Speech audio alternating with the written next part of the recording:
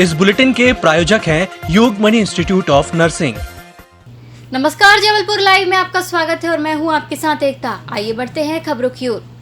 नगर निगम द्वारा वर्षा काल के दौरान कहीं पर भी कोई जलभराव की स्थिति के साथ साथ आपदा की स्थिति निर्मित न हो, इसके लिए निगमायुक्त आशीष वशिष्ठ ने नागरिकों की सुविधाओं को देखते हुए हेल्पलाइन नंबर 076126109117, 40232227 और 101 जारी किया है। शहर के नागरिक हेल्पलाइन नंबरों पर कॉल कर सूचना दे सकते हैं। सूचना के तुरंत बाद ही मौके पर टीम पहुंचकर राहत प्रदान करने संबंधी कार्य करेगी। इसके साथ ही आयुक्त ने सभी अधिकारी कर्मचारियों को भी आदेशित किया है कि वर्षा काल के दौरान सभी अधिकारी कर्मचारी अपने मोबाइल 24 घंटे चालू रखेंगे। उन्होंने ये भी स्पष्ट रूप से अधिकारियों को कहा है कि जिन अधिकारियों के मोबाइल आपदा के समय बंद पाए जाएंगे, उनके विरुद्ध कठोर अनुशासनात्मक कार्यवाही की जाएगी।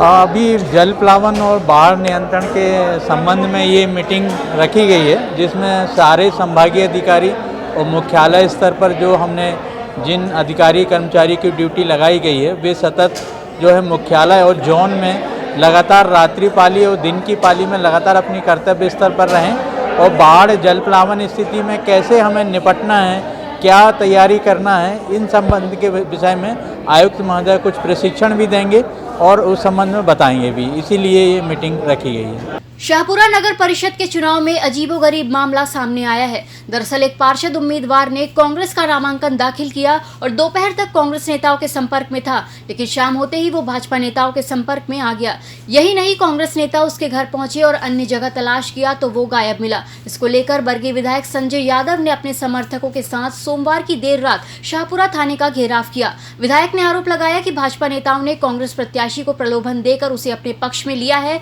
और उससे मिलने भी नहीं दिया जा रहा है।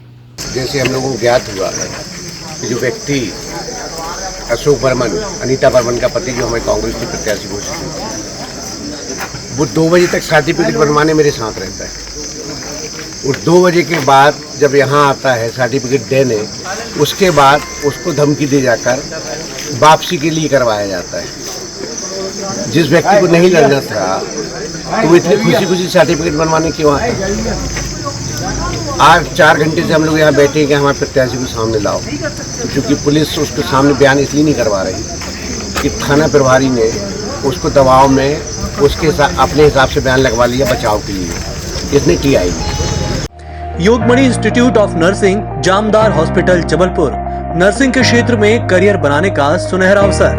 प्रवेश प्रारंभ BSc nursing, post basic BSc nursing, GNM। पता 198/2 Raigwa, ward number 72, Arihant warehouse के पीछे, पाटन बाईपास चौक के पास, जबलपुर।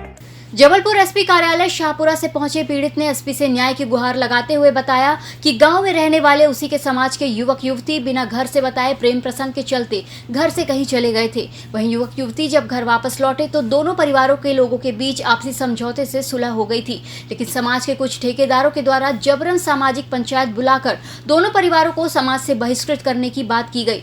जब पीड़ित अवधेश ने इस चीज का विरोध किया तो गांव के ठेकेदारों द्वारा उस बात को लेकर तलवारों से हमला कर गंभीर रूप से उसे घायल कर दिया गया। बावजूद इसके पुलिस द्वारा शिकायत पर मामूली धाराएं आरोपियों पर लगाई गई। वहीं पीड़ित ने एसपी से सख्त कार्रवाई की मांग करते हुए आरोपियों पर धारा बढ़ाने की मांग की है। 3 महीने पहले की घटना है। ग्राम बेलपठार, थाना शाहपुरा।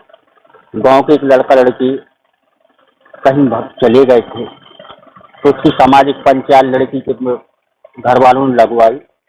लड़के को सामाजिक बहिष्कार कर रहे थे, हमें बुलाया गया था। हम लोग ने बोला कि भाई ऐसा नहीं होता, लड़के लड़की की गलती है, सामाजिक बहिष्कार किसी का न करे। गांव के लोग हैं, सब परिवार के हैं। भाई परिवार में जब राजीनामा सुलह हो चुका दोनों को, लड़का लड़की परिवार का, अब ये पंचायत से बात की, लड़की का बदनाम होगा, क्यों करवा रहे आप लोग ऐसा? तो लड़की के बड़े पिता अनंत पाल सिंह ने पहले तो उनको मारा।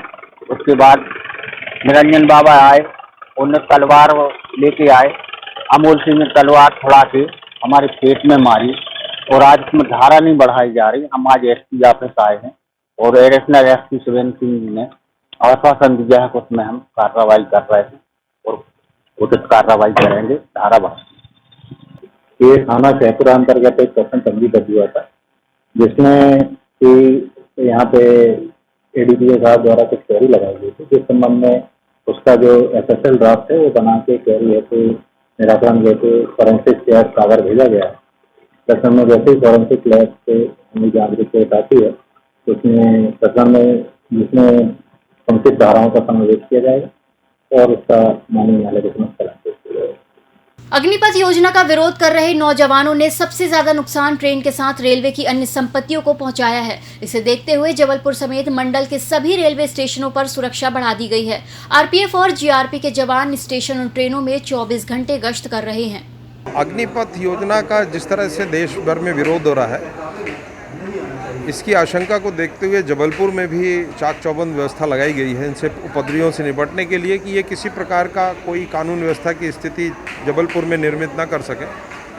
इसके लिए जबलपुर रेलवे स्टेशन में जीआरपी और आरपीएफ का संयुक्त बल तैनात है। लगातार इसका बल पेट्रोलिंग कर रहा है।